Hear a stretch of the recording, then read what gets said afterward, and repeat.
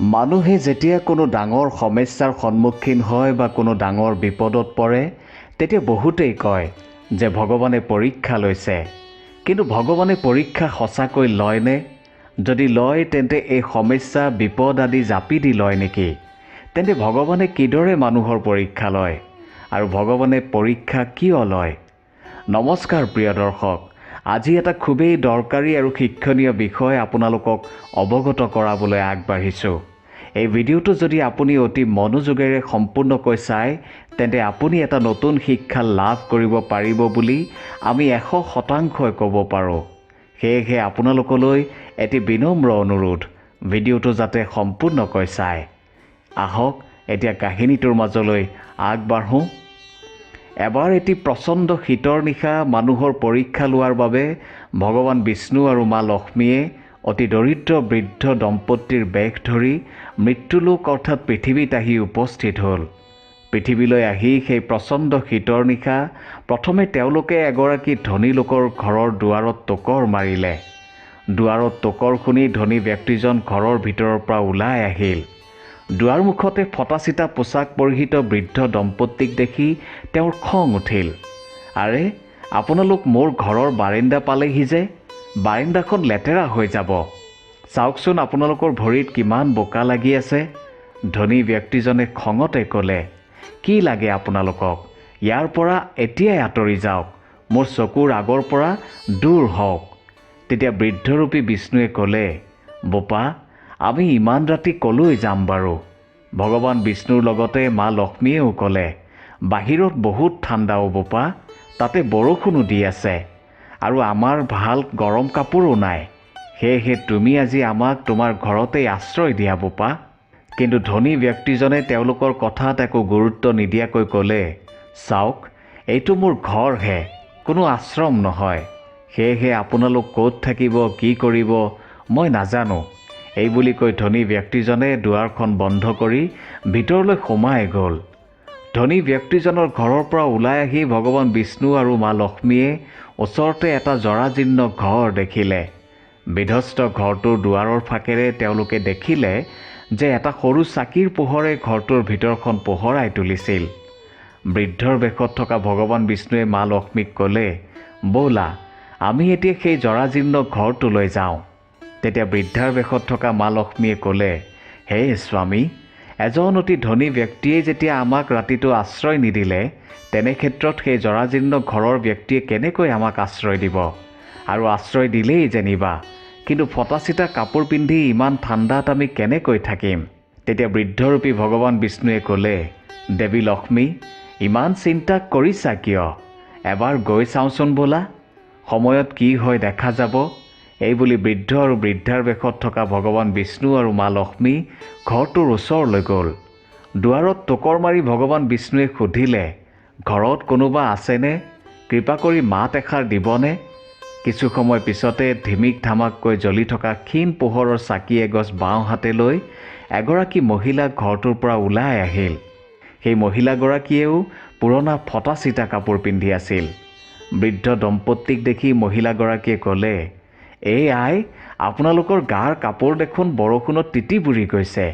আপোনালোকে ইমান ৰাতি ক'ৰ পৰা আহিছে আৰু ক'লৈ যাবলৈ আহিছে? বাহিৰত বৰ ঠাণ্ডা, আহক ভিতৰলৈ সোমাই আহক। মহিলাগৰাকীয়ে ভগা ছিগা এখন বিচনাতে বৃদ্ধৰূপী ভগৱান বিষ্ণু আৰু মা লক্ষ্মীক বহিবলৈ দিলে। এইখন লওক আৰু নিজৰ গাৰ পানীখিনি মচি লওক। গামোচা এখন দি মহিলাগৰাকীয়ে জুহালত একুৰা জুই জ্বলালে। তাৰ পিছত আলনাৰ পৰা পুৰণা কাপোৰ কেইখনমান আনি ভগৱান বিষ্ণু আৰু মা লক্ষ্মীক দি ক'লে, এয়া লওক, আপোনালোকে বৰষুণত তিতি থকা কাপোৰখিনি সলাই লওক আৰু সেইখিনি মোক দিয়ক, মই কাপোৰখিনি ৰছী এডালত মেলি দিওঁ। আপোনালোকে মোক কেৱল ক্ষমা কৰি দিব, কাৰণ মই আপোনালোকক সলাবলৈ নতুন কাপোৰ দিব নোৱাৰিলোঁ। মহিলাগৰাকীৰ কথামতে ভগৱান বিষ্ণু আৰু মা লক্ষ্মীয়ে কাপোৰ কানি সলাই জুহালত জুই পুৱাই থাকিল আৰু মহিলাগৰাকীয়ে পাকঘৰলৈ গৈ তেওঁলোকৰ বাবে খোৱা বস্তু যোগাৰ কৰাত লাগিল। কিছু সময় পিছত দুখন ৰুটি আৰু অলপ ভাজি আনি বৃদ্ধ আৰু বৃদ্ধাৰ বেশত থকা ভগৱান বিষ্ণু আৰু মা লক্ষ্মীক খাবলৈ দিলে আৰু ক'লে, মই খুবেই দুখিত, আপোনালোকক ইয়াৰ বাহিৰে মই আৰু অন্য একো খাবলৈ দিব নোৱাৰিলোঁ। আপোনালোকক এইখিনিকে গ্ৰহণ কৰিবলৈ অনুৰোধ জনালোঁ। মহিলাগৰাকীৰ কথা শুনি ভগৱান বিষ্ণু আৰু মা লক্ষ্মীয়ে দুয়ো ইজনে আনজনৰ মুখলৈ চালে আৰু এটি প্ৰসন্নতা ভৰা হাঁহি মাৰি ৰুটি ভাজি খোৱাত লাগিল। খোৱা বোৱা শেষ কৰি তেওঁলোকে পুনৰ জুহালৰ ওচৰত বহি জুইৰ লৈ থাকিল। কিছু সময় পিছত সেই মহিলাগৰাকীৰ স্বামী কামৰ পৰা আহি ঘৰত উপস্থিত হ'ল। দিনৰ দিনটো দৰিদ্ৰ লোকজনে আনৰ ঘৰে ঘৰে কাম কৰি ক্লান্ত হৈ ঘৰলৈ আহিছিল। মহিলাগৰাকীয়ে তেওঁৰ স্বামীক বৃদ্ধা দম্পতী ক'ৰ পৰা কেনেকৈ আহিল সকলো কথা বিৱৰি ক'লে। তাৰ পিছত দুয়ো মিলি বৃদ্ধ দম্পতীৰ বাবে বিচনা যোগাৰ কৰাত লাগিল। তেওঁলোকৰ ঘৰত বিচনা বুলিবলৈ মাত্ৰ এখনেই আছিল, যিখনত সদায় দৰিদ্ৰ স্বামী স্ত্ৰীয়ে শুৱে। সেইখন বিচনাতে ভগৱান বিষ্ণু আৰু মা লক্ষ্মীক শুবলৈ দি তেওঁলোকে মাটিতে এখন ঢাৰি পাৰি এখন পুৰণা কম্বল লৈ শুই পৰিল। পিছদিনা পুৱা বেলি ওলোৱাৰ পূৰ্বেই বৃদ্ধ দম্পতী দৰিদ্ৰ লোকজনৰ ঘৰৰ পৰা যাবলৈ ওলাল। তেতিয়া দৰিদ্ৰ মহিলাগৰাকীয়ে হাতযোৰ কৰি ক'লে, আপোনালোক এতিয়াই যাব নালাগে, আপোনালোকে কিবা এটা খাই যাব, কাৰণ দিনটো বা ক'ত কি খাবলৈ পায় তাৰ কোনো ঠিকনাই নাই। আপোনালোক বহক, মই আপোনালোকৰ খোৱাৰ যোগাৰ কৰোঁ। আৰু আপোনালোক ইমান খৰখেদাকৈ কিয় ওলাইছে? ভালকৈ ৰাতিপুৱাচোন হোৱাই নাই। বৃদ্ধ দম্পতীয়েও মহিলাগৰাকীৰ কথা মানি ল'লে। কিছু সময় পিছত মহিলাগৰাকীয়ে ৰুটি ভাজি বনাই আনি খাবলৈ দি ক'লে, আমি আপোনালোকৰ ওচৰত ক্ষমা প্ৰাৰ্থী, কাৰণ আমি যিদৰে অতিথিক সেৱা আগবঢ়াব লাগিছিল আমি সেইদৰে নোৱাৰিলোঁ। দৰিদ্ৰতাৰ বাবেই আমি আপোনালোকৰ ভালদৰে সেৱা শুশ্ৰূষা কৰিব নোৱাৰিলোঁ। আশা কৰোঁ আপোনালোকে আমাক ক্ষমা কৰি দিব। তেতিয়া বৃদ্ধৰূপী ভগৱান বিষ্ণুৱে ক'লে, আই, তুমি আমাক যিখিনি সেৱা শুশ্ৰূষা কৰিলা আমাৰ বাবে সেয়াই যথেষ্ট। তোমালোকে ইয়াৰ ফল নিশ্চয় পাবা। আজি তুমি যি পাত্ৰকে স্পৰ্শ কৰিবা সেই পাত্ৰ আৰু কোনোদিনে খালী নহয়। এই কথা কৈ বৃদ্ধৰূপী ভগৱান বিষ্ণু আৰু মা লক্ষ্মী তাৰ পৰা গুচি গ'ল। তেওঁলোক যোৱাৰ পিছত মহিলাগৰাকীয়ে বাচন বৰ্তনখিনিত ধুই পখালি থওঁ বুলি মনতে ভাবি পাকঘৰলৈ গ'ল। এটা পাত্ৰ হাতত তুলি লৈ মহিলাগৰাকী অবাক হৈ পৰিল, কাৰণ পাত্ৰটো স্বৰ্ণ মুদ্ৰাৰে ভৰি আছিল। দৰিদ্ৰ মহিলাগৰাকীয়ে পাত্ৰটোৰ পৰা স্বৰ্ণ মুদ্ৰাখিনি আন এটা পাত্ৰত থলে। লগে লগে খালী পাত্ৰটো পুনৰ স্বৰ্ণ মুদ্ৰাৰে ভৰি পৰিল। এইদৰে স্বৰ্ণ মুদ্ৰা গোটাই মহিলাগৰাকী ভাগৰি পৰিল। গোটেই দিনটোৰ ভিতৰত তেওঁলোকৰ ঘৰখন স্বৰ্ণ মুদ্ৰাৰে ভৰি পৰিল। সেয়া দেখি তেওঁলোকৰ আনন্দৰ সীমা নোহোৱা হ'ল। তাৰ পিছত সেই মহিলাগৰাকীৰ স্বামীয়ে সেই স্বৰ্ণ মুদ্ৰাৰে এটা ধুনীয়া ঘৰ ক্ৰয় কৰিলে। তাৰ সমানে তেওঁলোকে এটা ডাঙৰ ব্যৱসায়ো আৰম্ভ কৰিলে। মুহূৰ্ততে দৰিদ্ৰতা দূৰ হ'ল। এতিয়া আৰু তেওঁলোকৰ জীৱনত কোনো বস্তুৰে অভাৱ নাই। মহা আনন্দৰে দুই স্বামী স্ত্ৰীয়ে নিজৰ সংসাৰ আগবঢ়াই লৈ গ'ল। আনফালে সেই ধনী ব্যক্তিগৰাকীৰ ৰাতি টোপনি নহা হ'ল যে কেনেকৈ এই দৰিদ্ৰ পৰিয়ালটো ইমান ধনী হৈ পৰিল। এক ৰাতিৰ ভিতৰত এয়া কেনেকৈ সম্ভৱ হৈ পৰিল তাকে ভাবি ভাবি ধনী হোৱাৰ অহংকাৰে বিবেক বুদ্ধি ধ্বংস কৰা লোকজনৰ মনটো অশান্ত হৈ পৰিল। অহংকাৰী ধনী ব্যক্তিগৰাকীয়ে এই সকলো সহ্য কৰিব পৰা নাছিল। কেইদিনমান ধৈৰ্য ধৰি আছিল যদিও এদিন তেওঁৰ ধৈৰ্যৰ বান্ধ ছিঙি গ'ল। তেওঁ তেওঁৰ পত্নীক লগত লৈ সেই দৰিদ্ৰ পৰিয়ালটোৰ ঘৰ পালেগৈ। এয়া জানিবলৈ যে তেওঁ এনে কি কাম কৰিলে যাৰ বাবে তেওঁলোক অতি কম সময়ৰ ভিতৰতে ধনী হৈ পৰিল। দৰিদ্ৰ মহিলাগৰাকী বৰ সহজ সৰল আছিল। তেওঁ গোটেই কথাখিনি কোনো লোকঢাক নকৰাকৈ বিৱৰি ক'লে। অহংকাৰী ব্যক্তি আৰু তেওঁৰ পত্নীয়ে কি ভুল কৰিলোঁ বুলি নিজৰ কপালতে ঢকিয়াবলৈ ধৰিলে। তেওঁলোকে মনতে ভাবিবলৈ ধৰিলে, আমি যদি সেইদিনা বৃদ্ধ দম্পতীহালক আমাৰ ঘৰত আশ্ৰয় দিলোঁহেঁতেন তেন্তে আমিহে সেই ধন সম্পত্তিৰ গৰাকী হ'লোহেঁতেন। তেওঁলোক বৰ বেয়াকৈ এই দুশ্চিন্তাৰ গ্ৰাসত পৰিল।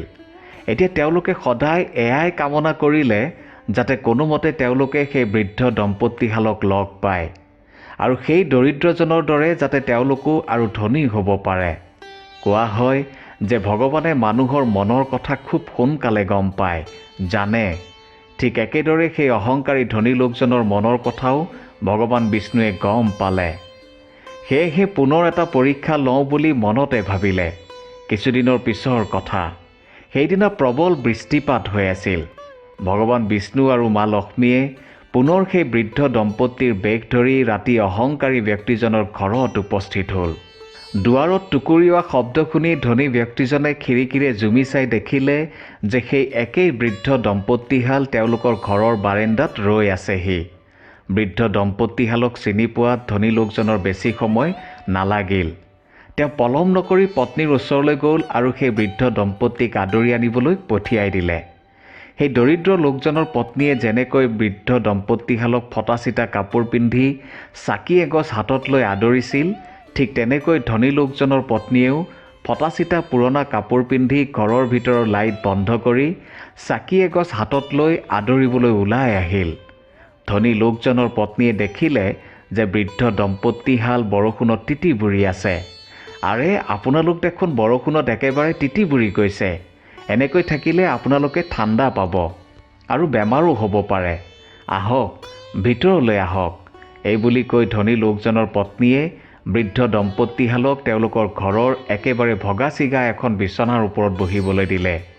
তেওঁলোকৰ ঘৰত ভাল ভাল গৰম কাপোৰ থকা স্বত্তেও ধনী লোকজনৰ পত্নীয়ে একেবাৰে লেতেৰা ফটা চিটা কাপোৰহে আনি দিলে আৰু সেই কাপোৰ পিন্ধি বৃদ্ধ দম্পতীক বৰষুণত তিতি থকা কাপোৰখিনি সলাই ল'বলৈ ক'লে।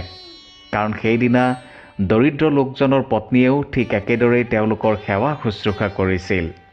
বৃদ্ধ আৰু বৃদ্ধাৰূপী ভগৱান বিষ্ণু আৰু মা লক্ষ্মীয়েও ধনী লোকজনৰ পত্নীয়ে কৰা আতিথ্য গ্ৰহণ কৰিলে। তেওঁলোকে ৰাতি ভগা ছিগা বিচনাতে শুলে। ধনী লোকজন আৰু পত্নীয়ে মাটিতে এখন ঢাৰি পাৰি কম্বল লৈ শুলে। পিছদিনা বৃদ্ধ দম্পতীহাল যাবলৈ ওলোৱাত ধনী লোকজনৰ পত্নীয়ে দৌৰা দৌৰিকৈ ৰুটি ভাজি বনাই আনি তেওঁলোকক দি ক'লে, আমি বৰ দুখীয়া। আপোনালোকৰ কিদৰে সেৱা শুশ্ৰূষা কৰিব পাৰিছোঁ নাজানো। তাৰ বাবে আমাক ক্ষমা কৰি দিব। মহিলাগৰাকীৰ কথা শুনি বৃদ্ধাৰূপী মা লক্ষ্মীয়ে ক'লে, নাই নাই, আমি তোমালোকক বেয়া পোৱাৰ প্ৰশ্নই নাই। তোমালোকে আমাৰ যিদৰে সেৱা শুশ্ৰূষা কৰিলা, ভগৱানে তাৰ ফল তোমালোকক নিশ্চয় দিব। আৰু শুনা, আজি তুমি যি কাম আৰম্ভ কৰিবা সেই কাম গোটেই দিনটোতো অন্ত নহ'ব। এই বুলি কৈ বৃদ্ধ দম্পতীৰ বেশত থকা ভগৱান বিষ্ণু আৰু মা লক্ষ্মী গুচি গ'ল।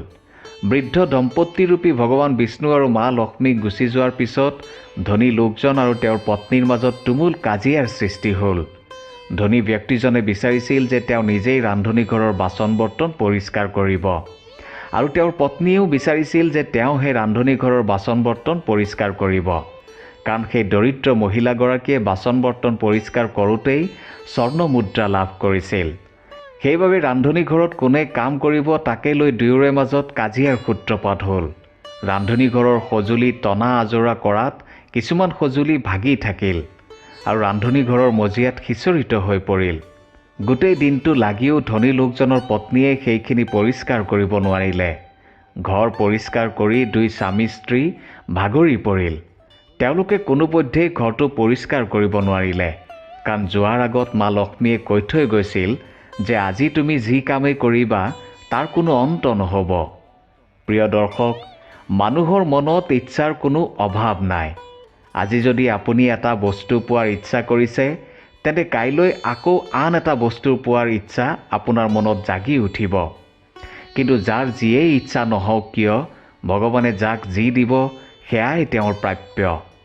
আমাৰ মাজত বহু মানুহ এনেকুৱা আছে যিয়ে যিটো বিচাৰে সেইটো নাপালে হতাশ হৈ পৰে, দুশ্চিন্তাত ভোগে আৰু ভাবিবলৈ লয় যে আমি যি ইচ্ছা কৰিছোঁ কিয় পোৱা নাই। আমি ইমান কষ্ট কৰাৰ পিছতো, ভগৱানক প্ৰাৰ্থনা কৰাৰ পিছতো কিয় ভগৱানে আমাক প্ৰাপ্যখিনি দিয়া নাই। কিন্তু আমি পাহৰি যাওঁ যে আমাৰ কেৱল কৰ্ম কৰাৰহে অধিকাৰ আছে। ফলৰ চিন্তা কৰাৰ অধিকাৰ বা আমি এইটো কামৰ কাৰণে এইটো ফল পামেই বুলি ভবাৰ অধিকাৰ আমাৰ নাই। একমাত্ৰ ভগৱানেহে জানে যে কোনে কি কৰ্মৰ বাবে কি ফল পাব। এই কাহিনীটোৰ পৰা শিকিবলগীয়া কথাটো হৈছে যে ভগৱানে আমাক যি দিছে সেয়া আমাৰ কৰ্মৰ ওপৰত নিৰ্ধাৰণ কৰিয়েই দিছে। সেয়েহে আমি তাতেই সন্তুষ্ট হোৱা উচিত। লোভ লালসা আদি ত্যাগ কৰি সকলো ভগৱানৰ ওপৰত এৰি দিব লাগে। কাৰণ ভগৱানে যি দিয়ে সেয়া হিচাপ কৰিহে দিয়ে। গতিকে প্ৰিয় দৰ্শক, আজিৰ ভিডিঅ'টো আপোনাৰ কেনেকুৱা লাগিল? আপোনাৰ মতামত নিশ্চয় জনাব। নেতিবাচকৰ পৰা ইতিবাচকলৈ পৰিৱৰ্তন কৰা মোৰ এই যাত্ৰাৰ অংশীদাৰ হওক। মোৰ এই প্ৰয়াসৰ অংশীদাৰ হওক আৰু চাই থাকক, শুনি থাকক মটিভেটৰ নিৰঞ্জনৰ মটিভেশ্যন। আৰু সদায় সুস্থ থাকক, সুস্থ চিন্তা কৰক, সুস্থ খাওক, নিজৰ লগতে আনৰ লগতে নিজৰ দেশখনকো বচাওক। ধন্যবাদ।